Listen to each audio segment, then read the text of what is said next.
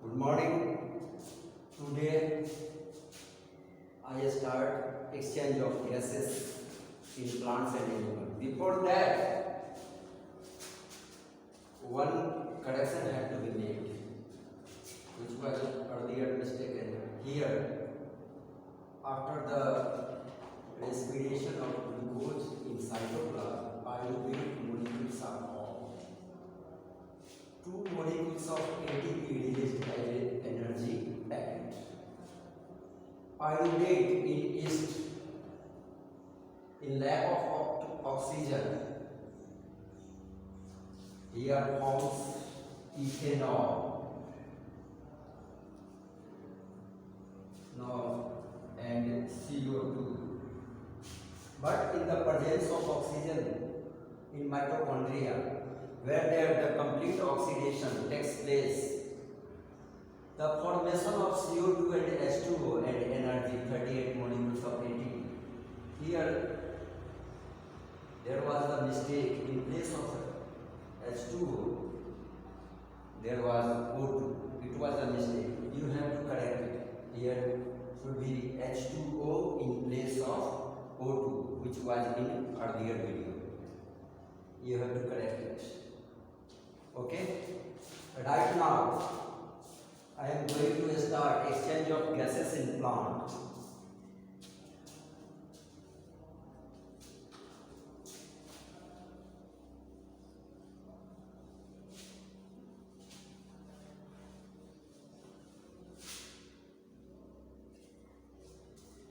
Gaseous diffusion in plant takes place. Gaseous diffusion means gaseous exchange, gaseous diffusion, exchange of oxygen and carbon dioxide in plants. Gaseous exchange takes in plant by three processes. Three organs of plants are responsible for gaseous exchange. The first one is stomata. Next one is lenticule, and third is intercellular space between leaves. Cell. Intercellular space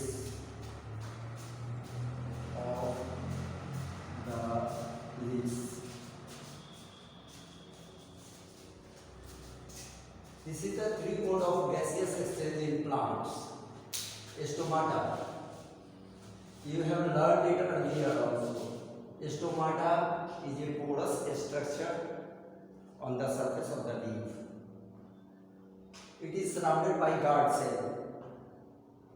Lenticule, you will find it on the bark of the tree.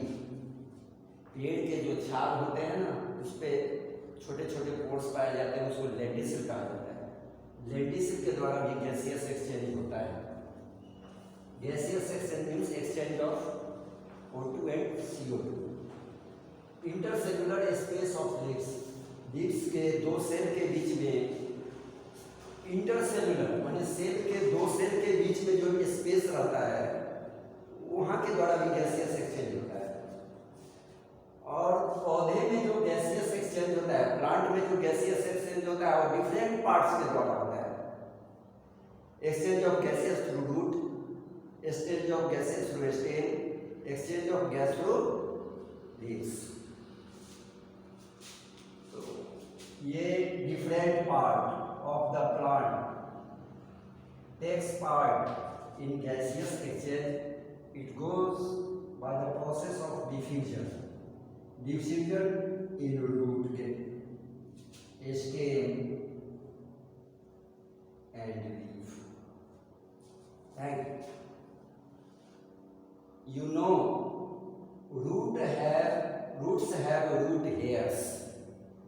They are completely distributed in the intermolecular particle of the soil. Root जो है, root hair जो है, soil के molecular particles के बीच में diffuse करता है, और वहाँ से जहाँ से वो मिनरल्स एंड वाटर एब्जॉर्ब करता है, ऑक्सीजन भी उसी के थ्रू एब्जॉर्ब होता है। वो डिफ्यूजन प्रोसेस होता है। What is diffusion process?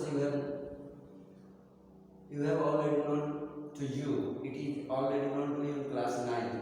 Diffusion and osmosis.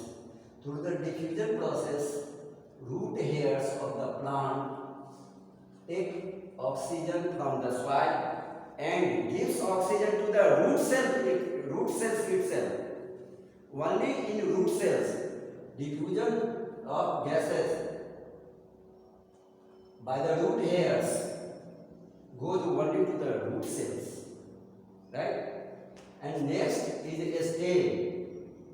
As I told you earlier, a stem of the plant has many lenticels, a small pores. Lenticels are a small pores on the bark of the plant, and it gives oxygen or carbon dioxide.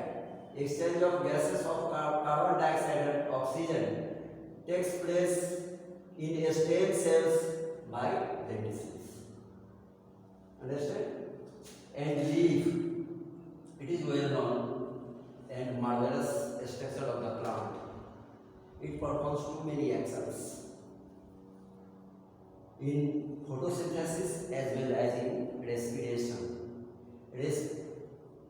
Plant respires mostly through leaves. Leaves has a porous structure called stomata. Stomata.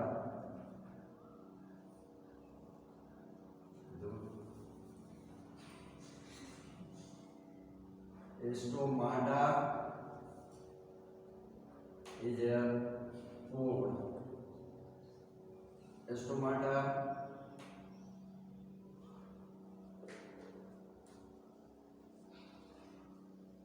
Stomata is a pore on the leaf surface. It is guarded by guard cell. Stomata का opening और stomata का closing guard cell पर depend करता है। Guard cell के through कैसे stomata का closing and opening होता है? When root absorbs water and water goes to the leaf, then the guard cell of stomata get turgid. इसमें टर्जिडिटी आ जाती है। पानी की अधिकता के कारण, वाटर की अधिकता के कारण ये गार्ड सेल टर्जिड हो जाते हैं। जब गार्ड सेल टर्जिड हो जाते हैं तो स्टोमाटा का जो गार्ड सेल है वो स्वेल कर जाता है, फूल जाता है, और फूल जाने के कारण स्टोमाटा का जो ये स्टोमेटल पोर है वो फैल जाता है, और यह वायुमंडल से जब ऑक्सीजन लेना हो, कार्बन डाइऑक्साइड लेना हो, ऑक्सीजन रिलीज करना हो, कार्बन डाइऑक्साइड रिलीज करना हो, वह गैसियस एक्सचेंज कर देता है। और जब स्टोमाटा की टर्जिडिटी खत्म हो जाती है, कम जाती है, तो ये गार्ड सेल ऑटोमेटिक स्टोमाटा को बंद कर देता है। यह टर्जिडिटी के कारण स्टोमाटा का खुलना और बंद होना, खुलना एंड बंद होना, यह प्रक्रिया दिन रात चलती रहती है। ठीक है, अब ये जानना है कि ये तीनों तो ऑर्गेन हैं जिनके द्वारा गैसियस एक्सचेंज होता है, रूट के द्वारा, स्टेम के द्वारा और लीफ के द्वारा। अब इसके आगे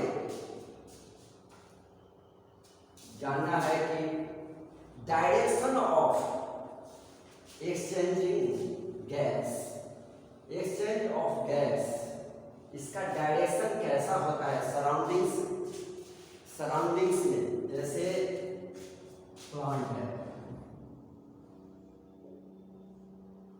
प्लांट में जो सराउंडिंग के थ्रू जो डायरेक्शन होगा, direction of exchange of gases, direction of exchange of gases. Direction कहने का मतलब है कि प्लांट से एटमॉस्फेयर में और एटमॉस्फेयर से प्लांट में, यह इसके डायरेक्शन को बताता है। एटमॉस्फेयर से प्लांट में और प्लांट से एटमॉस्फेयर में जो गैसों का आना जाना लगा होता है, उसको direction of exchange of gases बोलते हैं। क्या होता है, ये डिपेंड करता है ड्यूरेशन ऑफ द डे, ये डिपेंड करता है, this is technical, duration of the day.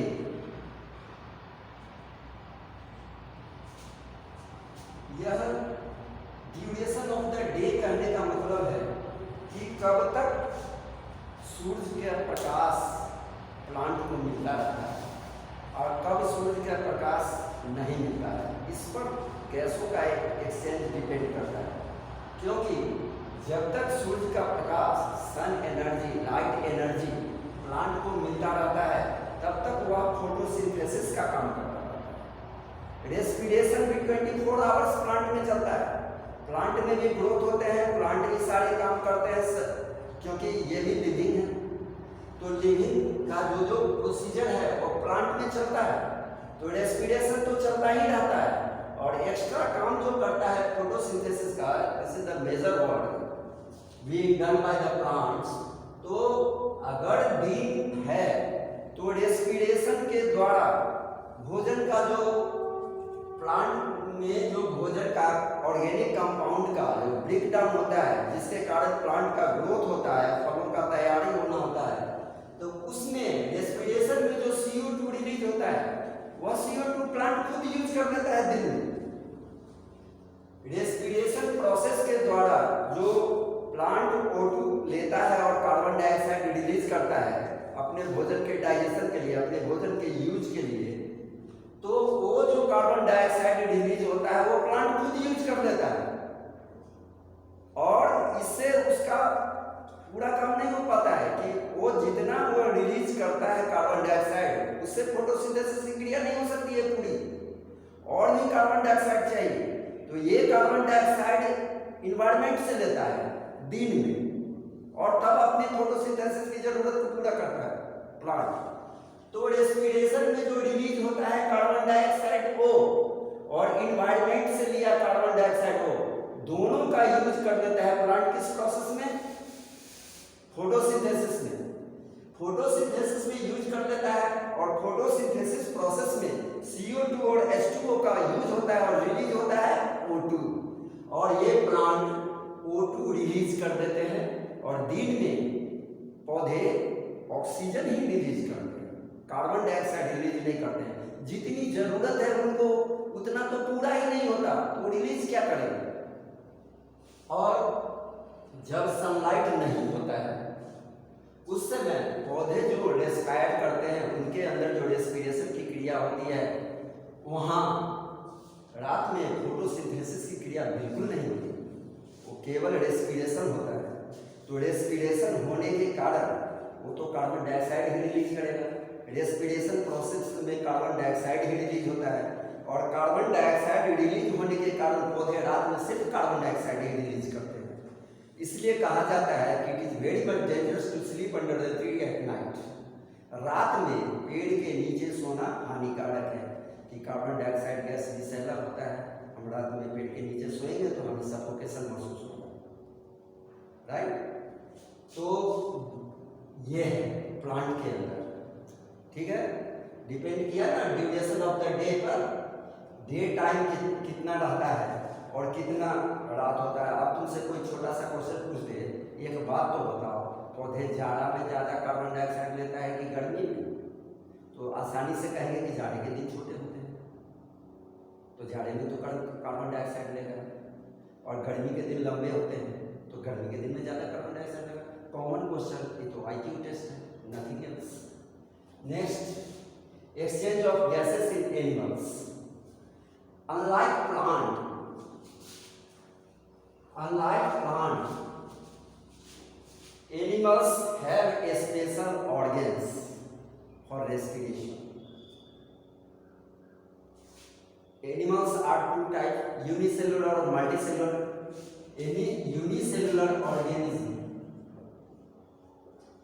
cellular organism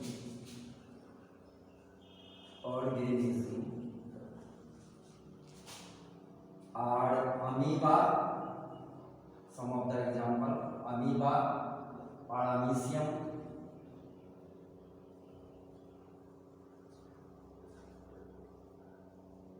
Euglena etcetera. ये जो यूनिसेलुलर एनिमल है, इनका इंटायर सरफेस इन्वायरमेंट के कांटेक्ट में रहता है। सिंगल सेल एनिमल है, इसका पूरा शरीर entire surface of the body remain in contact of surroundings, in contact of environment. Easily gaseous exchange takes place by the diffusion process through the surrounding. But this is the unicellular animal. Its requirement of gases easily can be supplied by the environment through the skin. But in multicellular animal like insects, birds, mammals, reptiles, mammals Mammalia class के animal, reptiles पेट के बल चलने वाले सांप, birds, fishes, ये सारे जो हैं ये इनके अंदर वेल डेवलप्ड सिस्टम है। इनके अंदर जो ऑक्सीजन का रिक्वायरमेंट होता है वो प्लांट से बहुत अधिक होता है। हमारे शरीर में मिलियंस ऑफ एयर सैक्स होते हैं, हमारे लंग्स के अंदर मिलियंस ऑफ एयर सैक्स होते हैं। जहां ऑक्सीजन का वो सैक है, थैली है, जहां हम इनहेल करते हैं ऑक्सीजन जाकर उस थैली में जमा होता है, उसको कहते हैं अल्वियोली। हम लोग ट्रांसपोर्टेशन जब पढ़ेंगे तो इसकी चर्चा होगी। तो millions of small sacs are there in our lungs. हमारे लंग्स में मिलियंस ऑफ सैक्स है। यह सरफेस एरिया को बढ़ाता है, ऑक्सीजन के सरफेस एरिया को बढ़ाता है। अगर सारे सैक्स को, जितने सैक्स हैं, जितने थैले हैं, उसको अगर हम उसकी सरफेस एरिया को काउंट करें तो हमारे बॉडी के सरफेस एरिया से अधिक होगा। जैसे हमारा एलिमेंट्री कैनाल की लंबाई 6 से 8 मीटर की होती है। हम तो 6 से 8 मीटर के होते नहीं, लेकिन उसका एक व्यवस्था है, शरीर में एक अपना स्ट्रक्चर है जिसके कारण वो पूरे ढंग से व्यवस्थित रहता है। इसी तरह मिलियंस ऑफ एयर सैक्स भी एक दोनों लंग्स के अंदर व्यवस्थित होता है। तो जो वाटर लिविंग एनिमल है, एक्वेटिक एनिमल्स हैं, वो दो तरह से सांस लेते हैं, या तो स्किन के द्वारा और फिशेज हैं जो गिल्स के द्वारा। जब उनके एलिमेंट्री कैनाल से, मुंह से अगर वो पानी लेते हैं, जब जलीय जीव किसी जंतु को, किसी फ्रूट को अगर वो लेता है भोजन के रूप में, तो भोजन के साथ साथ उसके शरीर में पानी भी प्रवेश करता है। और पानी प्रवेश करता है तो मछलियों में गिल्स के सहारे बाहर निकलते हैं पानी। और गिल्स में जो होते हैं, मछली को तुम लोग देखा होगा, गिल्स में बहुत रेड सेल्स होते हैं, ब्लड सेल्स, टू मेनी, बहुत सारे ब्लड सेल्स होते हैं। जब मुंह से लिया हुआ पानी और गिल से निकलता है, मुंह से लेता है, गिल से निकलता है, इस सिचुएशन में क्या करती है मछलियां तो कटती नहीं, तो नेचुरल व्यवस्था है। ये क्या होता है कि वो जो ब्लड सेल्स है वहां ऊपर से, वो क्या करता है कि वह ऑक्सीजन एब्जॉर्ब कर लेता है, पानी में घुलनशील है, ऑक्सीजन को एब्जॉर्ब कर लेता है और एक्वेटिक एनिमल को, मछलियों को गिल्स के द्वारा मिल जाता है। और वैसे एक्वेटिक एनिमल जिसमें मान लिया कि गिल्स नहीं है, फ्रॉग गिल्स नहीं है, तो स्किन के द्वारा वो पानी में घुलनशील जो घुले हुए ऑक्सीजन है वो लेता है। लेकिन एक बात जान लो, insects, birds, human beings, reptiles, ये वैसे उस तरीके से ऑक्सीजन नहीं ले सकता कि इसको अधिक मात्रा में ऑक्सीजन की आवश्यकता होती है। तो इसके लिए एक खास सिस्टम है, वो सिस्टम है रेस्पिरेटरी सिस्टम। हमारे शरीर में डिवीजन ऑफ लेबर है, शरीर सेल्स हैं, सिमिलर टाइप ऑफ सेल्स जो है वो टिश्यू बनाता है। और वैसा टिश्यू जो एक ही बहुत सारे टिश्यू मिलकर ऑर्गन बनाते हैं, और सभी ऑर्गन मिलकर एक सिमिलर टाइप और डिसिमिलर टाइप ऑफ ऑर्गन हो सकते हैं, लेकिन खास काम को करता है। डाइजेशन का काम मुंह से होता है, दांत भी उसमें है, जीभ भी उसमें है, हमारा ओसोफेगस उसमें है, हमारा स्टोमक है, स्मॉल इंटेस्टाइन है, लार्ज इंटेस्टाइन है। ये सबका फिजिकल स्ट्रक्चर अलग अलग है। दांत जैसा कठोर तो कुछ भी नहीं है। इंटेस्टाइन दांत जैसा होगा तो फैलना सिकुड़ना कैसा होगा? दांत कभी फैला सिकुड़ा, थोड़ा सा बढ़ता है, उसकी बढ़ती है एनामेल की हाइट बढ़ती। तो उस समय जो मल्टीसेलुलर इंसेक्ट्स हैं बर्ड्स हैं, रेप्टाइल्स हैं, मैमल्स हैं, उसमें लंग्स होता है, रेस्पिरेटरी सिस्टम होता है। लेकिन इंसेक्ट्स में जो होता है ऑर्गेन्स वो होता है ट्रैकिया, TRACHEA, ट्रैकिया के द्वारा सांस। ट्रैकिया एक ट्यूबुलर स्ट्रक्चर होता है, ट्यूब की तरह। इंसेक्ट्स का हम तो फिगर बना नहीं सकते ठीक से, लेकिन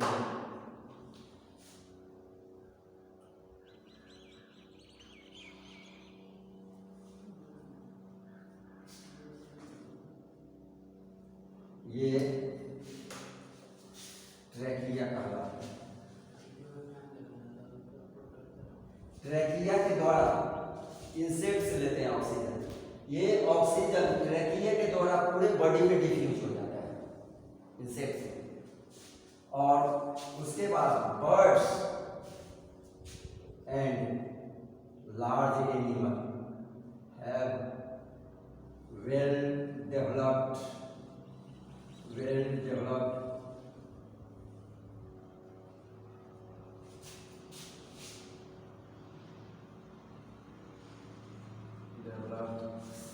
सर्कुलेटरी सिस्टम, इसमें लंग्स वगैरह आते हैं। तो वैसे बनावट हमारे शरीर की है, हमारे शरीर में लंग्स है। और दूसरे दिन हम बताएंगे, आज की इतनी, दूसरे दिन हम बताएंगे कि रेस्पिरेशन इन ह्यूमन बीइंग, यही इसी से मेन क्वेश्चन आता है। अमीबा में कैसे exchange of gases exchange in plants, पढ़ तो लेना ही है, लेकिन इसमें ध्यान देना। वही लेंटिसिल, ये स्टोमाटा सभी जानते हैं, बच्चे पढ़ते आए हैं स्टोमाटा के बारे में। स्टोमाटा आपको 10th क्लास में स्टोमाटा नहीं आएगा, आपको पूछ देगा कि लेंटिसिल क्या है, एक इसका काम क्या है। अब हमें तो स्टोमाटा ध्यान में है, स्टोमाटा से तो काम चले जाएंगे, जानते हैं कि पति में स्टोमाटा होता है। क्वेश्चन में स्टोमाटा नहीं आ सकता, क्वेश्चन में लेंटिसिल के बारे में होता है। अब बोल देगा कि रूट में कैसे डिफ्यूजन होता है, इसको ध्यान रखना है। उसके बाद देगा कि ये ट्रैकिया जो है किस जीव के रेस्पिरेटरी ऑर्गन है, तो इसको ध्यान रखना। और ह्यूमन बीइंग में रेस्पिरेशन कैसे होता है इसको अच्छा से पढ़ना है, ठीक है। ओके।